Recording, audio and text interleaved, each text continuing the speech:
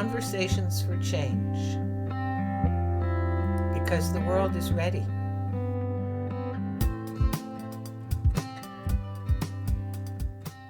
I have been exploring a couple of ideas this week, which seem to come repeatedly in cycles as I contemplate this larger framework of conversations for change and the direction I'm headed and why I am headed in that direction and what it means to me to be headed in that direction.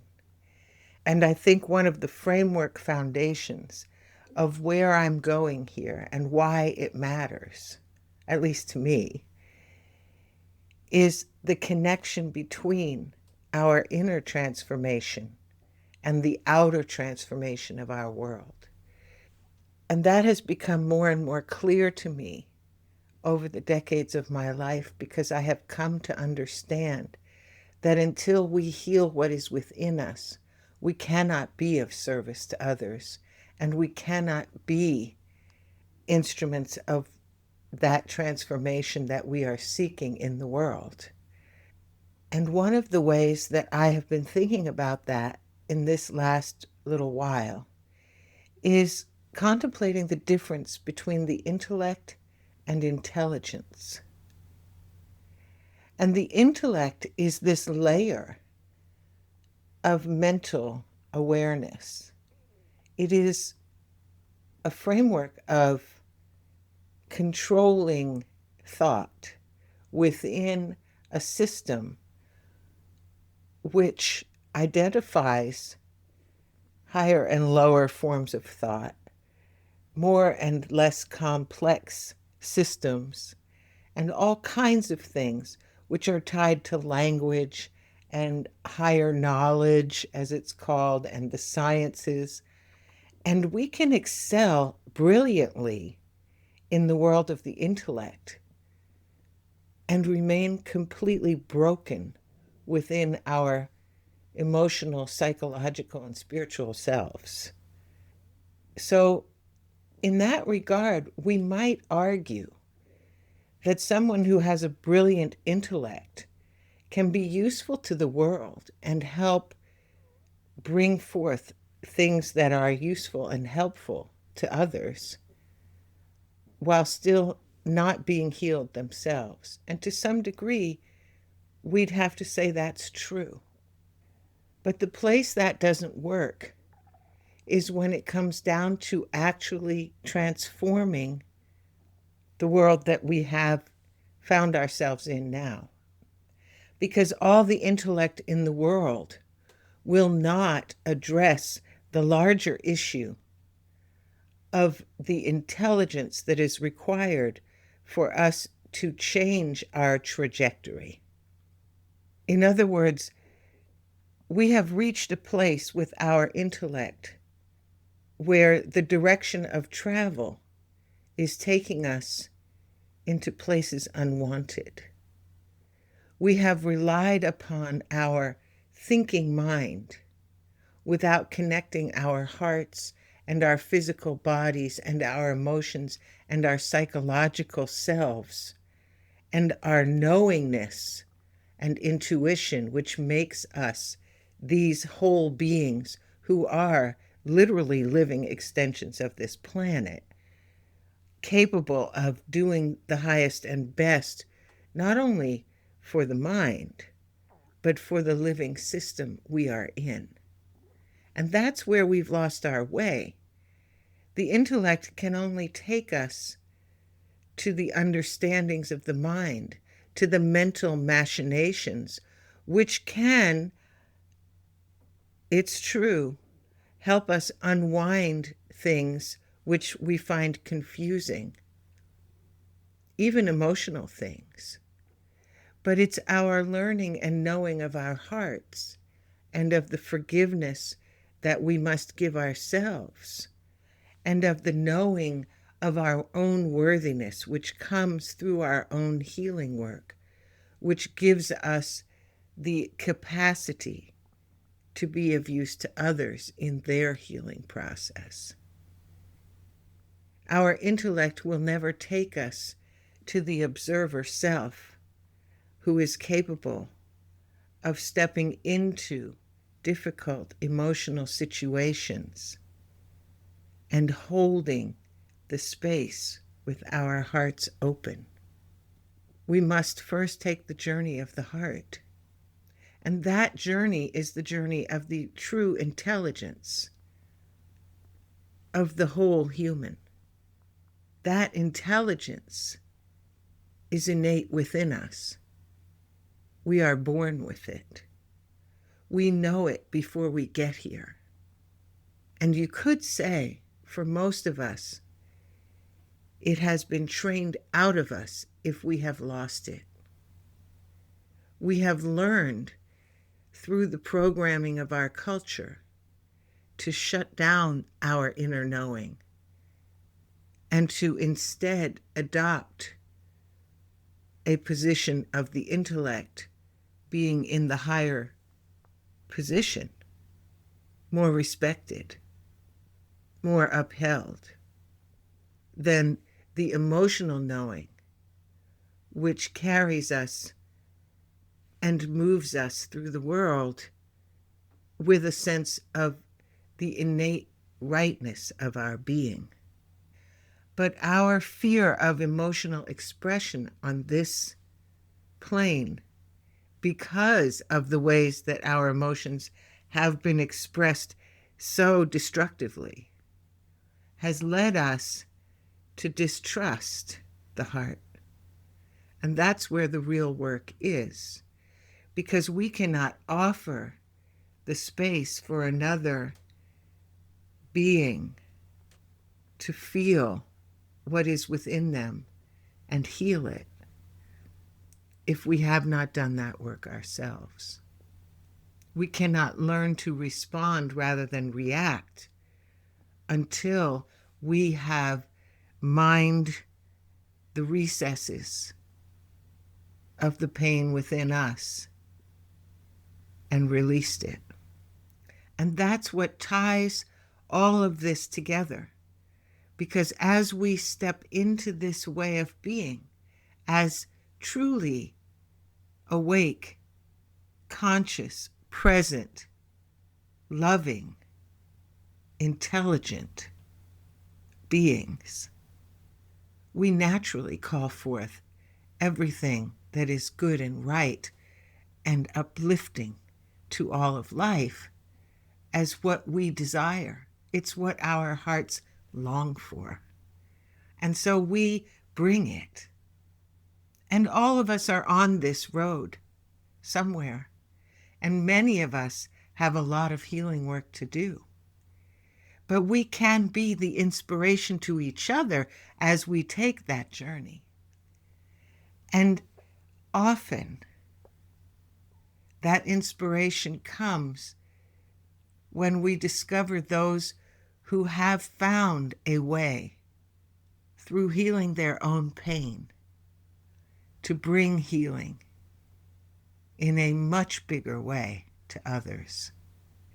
Sometimes it feels as if we have lost our way.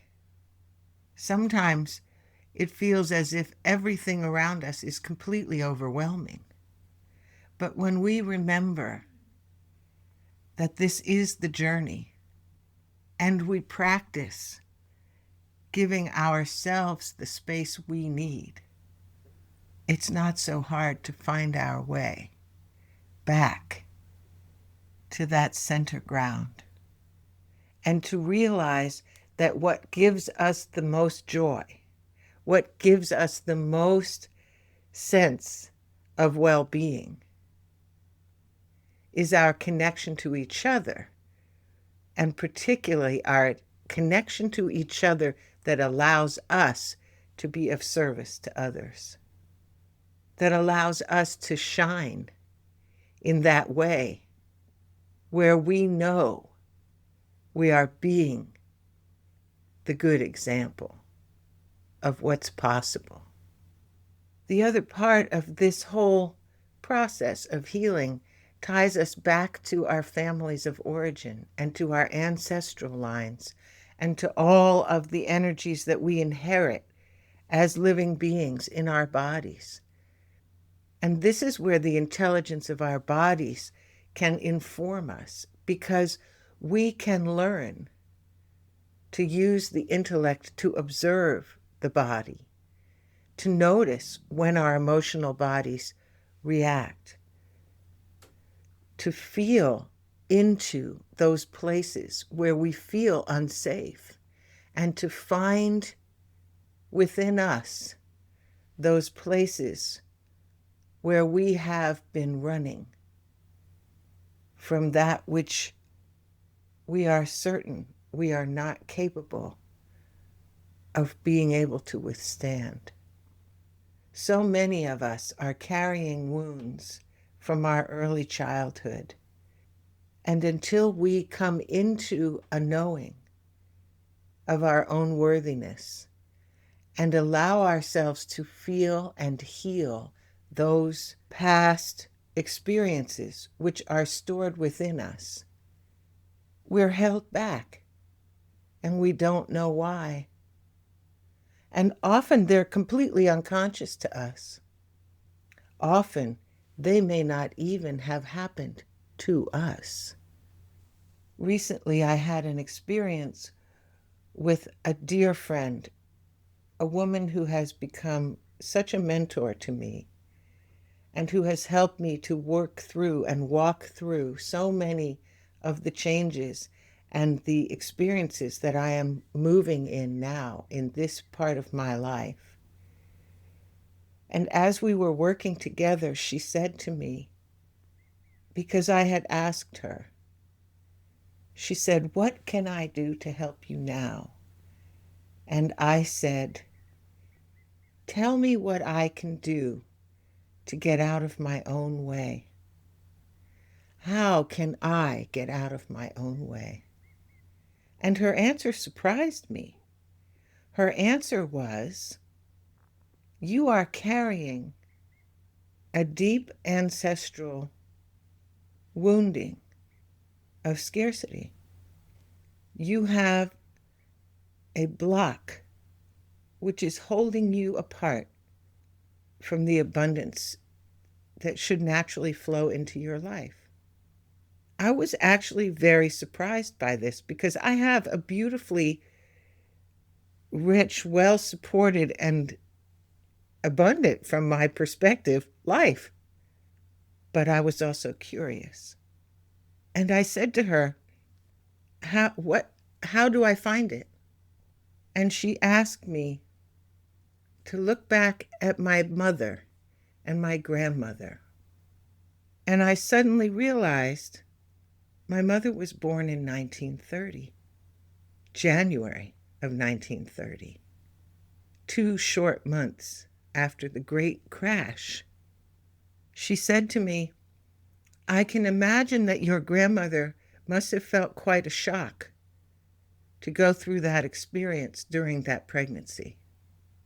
It had never even occurred to me. I hadn't even thought of it. I had always thought to myself, I knew my mother was a Depression baby. That is to say, she was born at that time of the Great Depression. And so that carried with it some energetics which probably meant she felt constricted financially, or she felt fear around the whole idea of finance. That made sense to me, but I had never explored it any further.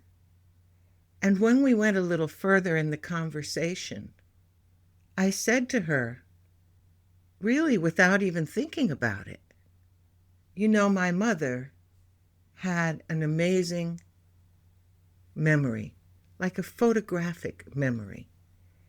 She remembered everything from her infancy and childhood. She could describe the crib she was laid in as a baby when she was less than a year old. And my mother was born in China to American parents who were there as Foreign Service officers, my grandfather. And so she had these amazing memories of China. And one memory that she shared with me which I had completely forgotten until this conversation, was leaving China when she was 2. She and her mother boarded a train in what was then Peking to go to Shanghai to get on a boat. That's my recollection of the story she told me. Her father stayed behind because he couldn't leave as soon as they had to leave. And they were leaving because of the new revolution taking place in China. As she and her mother traveled on the train was pulled over by soldiers who boarded the train and removed all of the wealthy Chinese people from the train. They were lined up outside of the train and shot dead right there. I can see why my mother remembers it, because I understand that when we experience deep trauma, it lodges into the body. But what I can tell you right now is just relating that story again. In this moment, I can feel it throughout my entire being. And when I had this conversation with Rosie, we both felt it. It moved through us like ice cold water. And we both became instantly silent. And then she said, "That's it."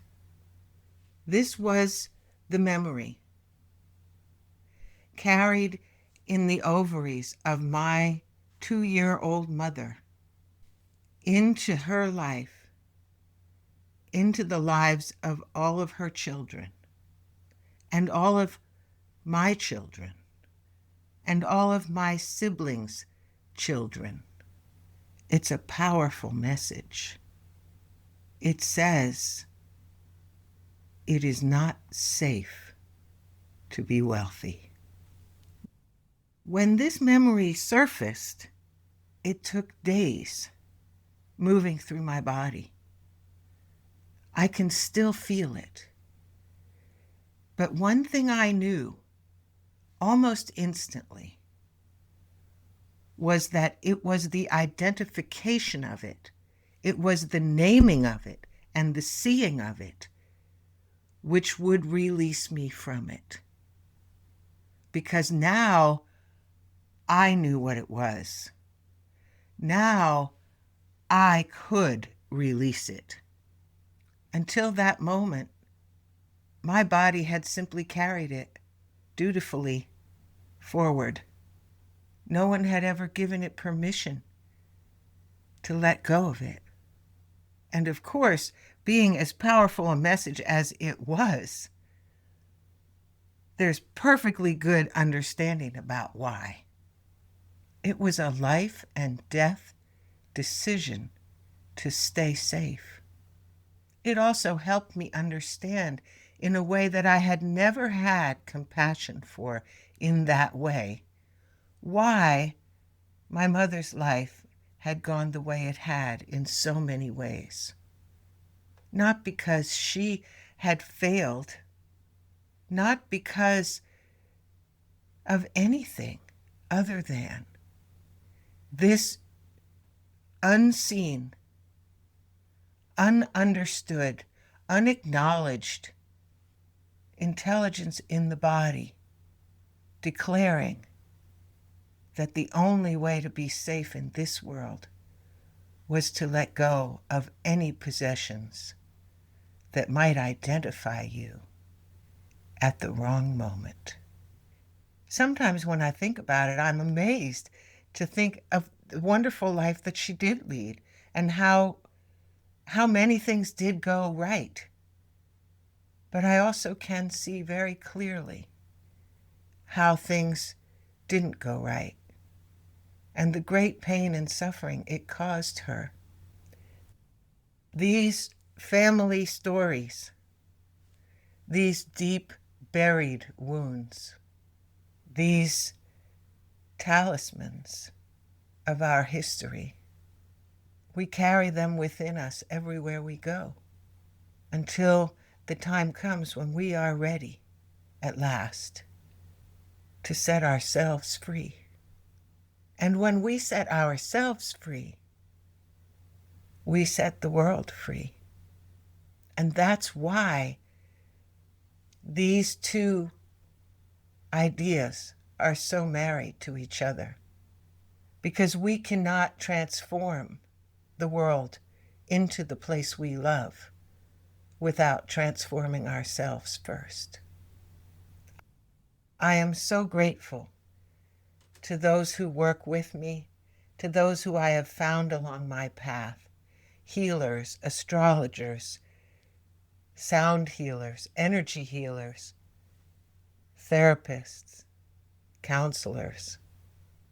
There are so many and so many different kinds of people, good friends who give us good conversation, those deep relationships that carry us forward, that help us to heal, and that take us to the place where we can be of service to others. This is the work. It's not the only work, but it is the work we have to do on ourselves in order to become the people who are capable of doing all the other work that is in front of us. And a lot of us have already done a lot of that work. And that's why there are people all over the world doing the amazing things that are transforming this world.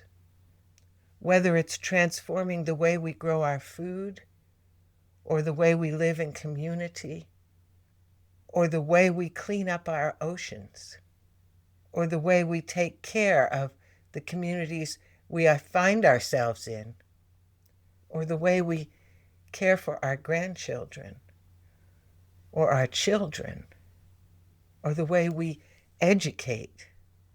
Every place we look, in every aspect of the world that we inhabit, there is room for healing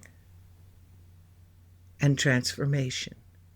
It's not hard to find what's calling you. Once you can step into your own heart and allow yourself to feel the answer. I have never in my life been more grateful to be here now, to be in this body at this time, to be a part of what I can feel is coming, to be a part of the lives of the people that are coming to me and who I am discovering as I walk through this amazing life.